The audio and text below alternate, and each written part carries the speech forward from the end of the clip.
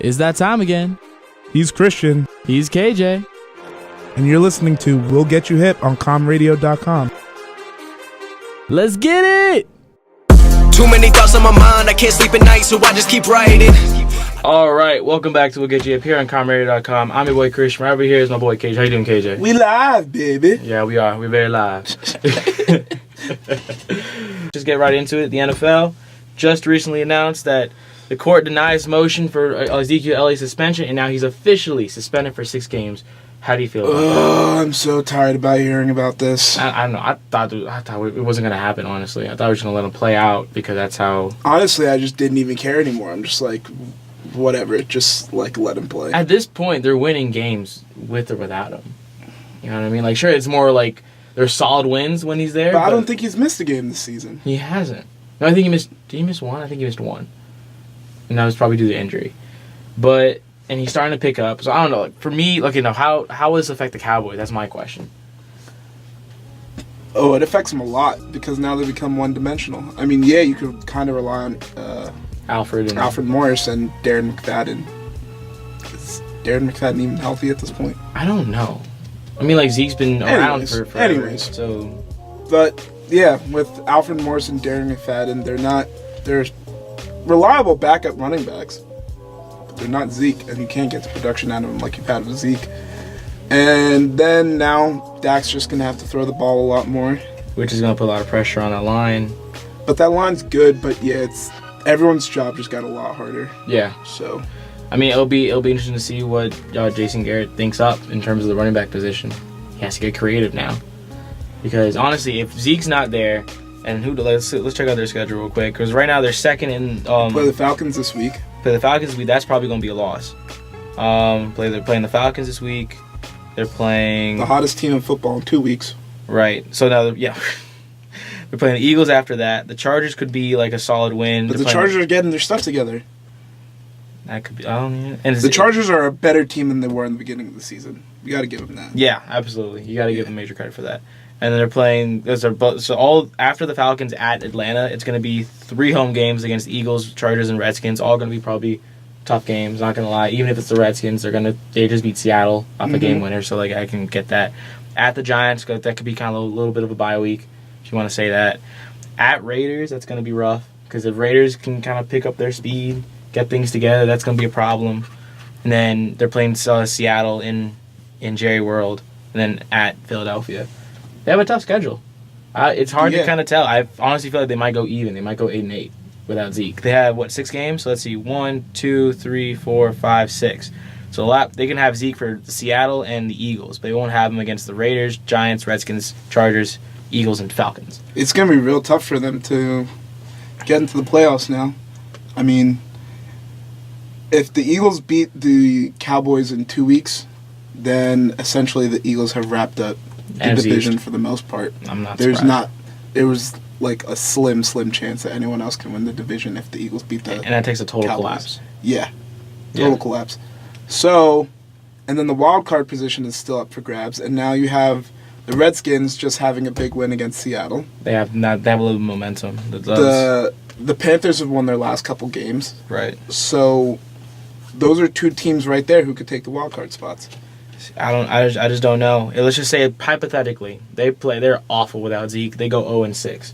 That puts them at 5-9, which I'm saying they won't do. Yeah. But just a worst case scenario, and they're going 5-9. They get them back for 2 weeks. They get them for 2 weeks. They're going to finish the season 7-9. If they win. If they win, let's say if you give them 2 games, they're still going to finish even. Mm-hmm. So it's not looking good for the Cowboys. And honestly, I feel like they prolonged this way longer than they should have. They should have just taken the 6 games in the beginning.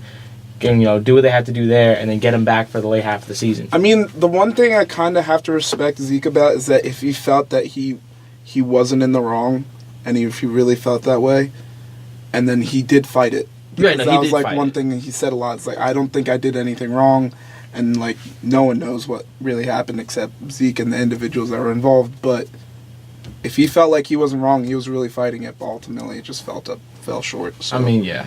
But yeah, like.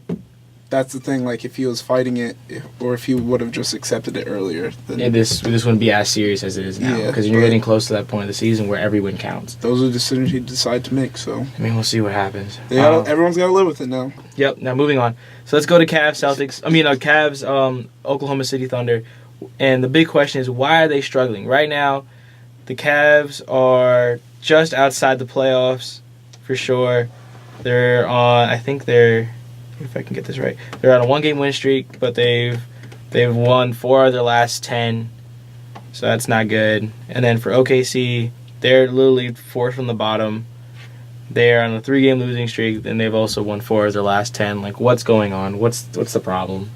I think there's a big difference between the Cavs situation and the Cavs situation and the Oklahoma City situation. OKC situation. Absolutely. OKC situation, you now have 3 guys who last year they were all the main scorer on their team. So now they all come together, and now they kind of have to figure out, okay, who's going to be the main scorer and who's going to be the guy. And I think for them, they could definitely figure it out, because Russell Westbrook is basically just getting into his prime. Paul George is still in the full of his prime, and Melo's on the back end of his prime. I think they can figure it out. I think it's more cohesion than anything. Yeah, exactly. And then on the Cavs end, Cavs end, it's just, I think, lack of leadership. And I don't think it's lack of leadership. I just think it's not working. I think it's too. I don't think they can keep up. It goes back to that phrase. I think there's too many cooks in the kitchen. There's too many good players around them, or good enough players around them that they all can't get hot enough or get their shots up in order to stay that type of way. Because JR needs more shots to get hot. Kyle Korver needs more shots to get hot. Kevin Love can get you some shots here. Kevin Love had 32 the other night, but Kevin Love cannot play center. He can't play center anymore. He changed his body and he changed his game. And asking him to go back to play center now, he can't do it. Right, and then he's getting up to an 8. He's still amazing, don't get me wrong, but he can't keep doing it all. And he doesn't want to be doing it all at this point, this early in the season. Just to throw things out there, they're 28th in points allowed, so there's no defense being played. Because they don't have a center. Yeah, and you need a center in the NBA. It's funny because at the point, there was some time ago, they're saying... And you don't have a true point guard. And you don't have a true... number 2 guard. They're missing 3 essential positions. And they're tied for 21st in rebounds. Surprisingly, they're tied for 19th in assists. I thought they were going to make more shots because they're tied for 4th in points per game. I mean, D Rose is playing well right now, but D Rose at this point in his career is not really a great starting quarterback. Point guard. Yeah, just to look at the top right now, the top 8 was it Boston, Detroit, Orlando, Toronto, Philadelphia, New York, the Wizards, and then Miami. Also, I think a big problem for the Cavs, too, is that Tyronn Lue is not a good coach. I mean, we all knew that stepping in. But now I think he's getting really exposed. Yeah, absolutely. So that's going to be interesting to see. You think they're going to cut? You think he's going to be how long that rides out? I say All-Star break. If it stays but then bad, who's the coach? LeBron. LeBron's going to wear a suit, and then when he has to get into the game... No, he's not even going to wear a suit. He's just going to dress the entire time. And then when he's on the bench, he's coaching in his uniform. Hey, at this point, anything's possible. It's happened before. Okay, let's move on. In recent news, Liangelo Ball just got arrested in China while UCLA was over there playing, I believe, a pickup game or a tune-up game for preseason. And apparently it was for shoplifting. Why? And the funny part, they put a stat up, and I find it really that ESPN did that. They put the 2 players that he was with and how position ranked they were. They were both 4 and 5 in the league. And they put Jello's, and he was 45. So, I don't know. I thought that was just kind of a low jab at Jello. But why? Why would you even know? That was such not a big baller move right there. No, it wasn't. Absolutely not. And then, of course, the one ESPN reporter was out there because no one else knew about, because ESPN's everywhere. He was out there. They interviewed LeVar. LeVar, what do you think about this? He's we got it handled. It's fine. It happens all the time. No, it doesn't. Your son shoplifted as a college student. You know how it affects you? That's stupid. I mean, yes, it's very stupid, and you wonder why, but part of me still wants to give him the benefit of the doubt that he's still a stupid kid. Yeah. He? I think he's only 18 still. He is 18 still.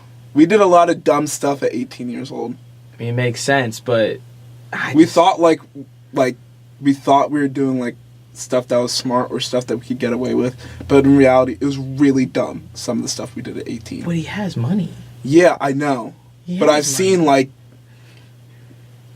seen it before where people that are not broke or not poor go out and do dumb stuff or steal. It's why do you need to do that? For the thrill? So I've seen it before, but it doesn't take away from it at all. I just have no words for that. All right, so let's go right into Penn State just because we're kind of pressed for time. Is there reason to talk about? Are we really? Of course, we're mad because how we lost against Michigan State. We shouldn't have lost that game. I kind of blame the rain delay. More than anything. I kind of blame the rain delay. People are saying, oh, the rain delay was good for us. No, but it wasn't. Also at the same time, I blame lack of adjustment again. Right, that also makes sense. And right now they're saying Saquon's kicked out of the Heisman just for another lackluster performance. Now he's third now behind Bryce Love and Baker Mayfield. I don't believe that, but I believe he's at least second. Well, technically, I think Baker Mayfield, for last week, Saquon basically had 70 yards, all total yards. Yeah. Roughly. Maybe even a little bit more. And Baker Mayfield nearly threw for 600 yards. So I think after last week, he deserves it. He deserves to be the top Heisman contender at this point. But it's going to take a game like Rutgers for Saquon to go off. He needs to have at least 250 yards. I think 3 TDs, 2 rushing, 1 passing, one receiving, just to make him back into the conversation. Yeah, that's the criteria. Yeah, and maybe if you really want to put icing on the cake, a kickoff return.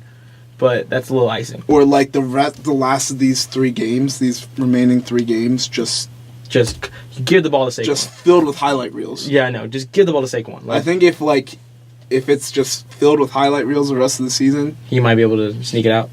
Yeah, or people just might be saying he was actually the Heisman all along. Well, all right, let's actually get to the game. Rutgers are 4-5, surprisingly. They're 3-3 in the conference. Give them that. I don't know why they're still in the conference. No one knows, but let's move on from that. Right now, Rutgers averages about 22 points a game. Penn State almost averages 40.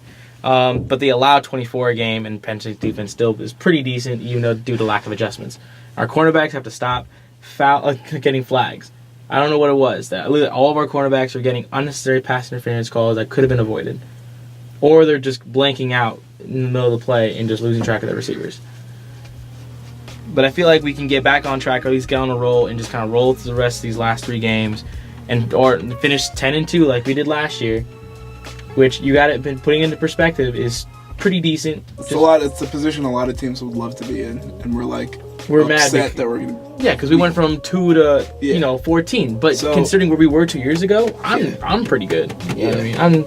In the end, you kind of have to say, you know what? Yeah, we'll take it. I think this is a game they just need to come out and just be like, all right, enough's enough. We were the number 2 country and we slipped up. We were the number 2 team in the country. We slipped up. Let's finish strong. Let's finish strong. Yeah. And I feel like there's a lot of seniors leaving this year. There's a lot of key seniors leaving this year. This is second to last home game. Let's go out with a bang. It's fine. All right, quick prediction. Nittany Lions. How much do they win by? Unless you say Rutgers are going to win. 49-3. 49-3. They're not going to score more than 3 points. No. I'll give them 10 because they have 3 conference 3 wins. points for 3. Yeah, I'll give them 3 points for 3 conference wins. I'll give them a touchdown because I feel like they've earned it this season. From last season? Yeah. Okay. And then I'm only gonna give him 3 points. Okay, how much do you think Saquon's gonna have? 290 all-purpose yards. 290. I say 210 rushing yards, 2 touchdowns through the air. He's gonna whatever. We'll just see it play out. I say 200 rushing yards. I don't want to predict it. I just want to see it happen. Yep, and I say 2 touchdowns, 2 rushing touchdowns, 1 receiving touchdown. All right, that works for me. Does it work for you? Oh, yep. Let's get it done. All right. That'll do it for today. Thank y'all for listening. That was fun. We had a good show. Yep. Follow us on Twitter. Follow the show in Twitter as well. Go like and subscribe to our YouTube channel. Check out last week's highlights and weeks before that. Retweet it, share it, You know what I mean? Get our names out there if you like us so much. Let us know. Give us some comments. Give us some stuff to talk about. We'll be glad to do it.